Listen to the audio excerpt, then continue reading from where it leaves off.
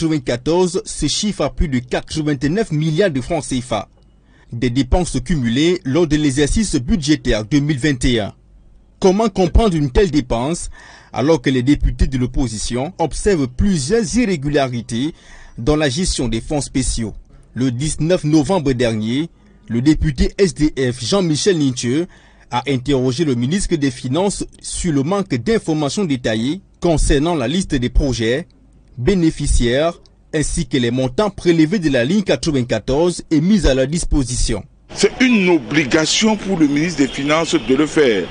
Non seulement parce que chaque député représente le peuple, ça c'est dans la Constitution, mais également en vertu, n'est-ce pas, de la loi de 2018 portant code de transparence et de bonne gouvernance dans la gestion des affaires publiques. Lors de la plénière d'adoption de la loi du règlement 2021, Louis-Paul Motazé a apporté quelques éléments de réponse. Dernièrement, nous le savons, un pont s'était écroulé à Marois. Qui a prévu qu'un pont allait s'écrouler? C'est vrai, c'est dans la responsabilité du MINTP. Mais est-ce que le ministre des Travaux publics aurait pu prévoir qu'un pont allait s'écrouler dans son budget? Non. Lorsque vous, à l'Assemblée nationale, ou certains des députés à l'Assemblée nationale, et Dieu merci, on ne va pas dire que c'est seulement ceux du RDPC, demandent au gouvernement: j'ai des problèmes de puits d'eau là-bas, j'ai des problèmes de ceci, est-ce que vous pouvez m'aider? Vous croyez que c'est financé par quoi? Mais pour certains hommes politiques, ces éléments de réponse sont révélateurs d'un gros scandale de corruption.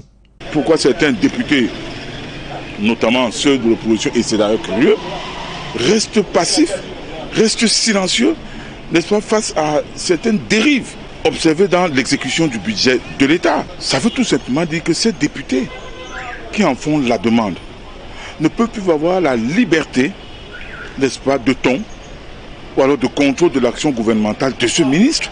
C'est si simple que ça. Ces 89 milliards de francs CFA viennent augmenter la dépense publique, aujourd'hui à plus de 5 400 milliards de francs CFA.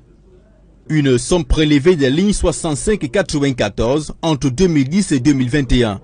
Les services du contrôle supérieur de l'État poursuivent leur enquête dans les ministères concernés.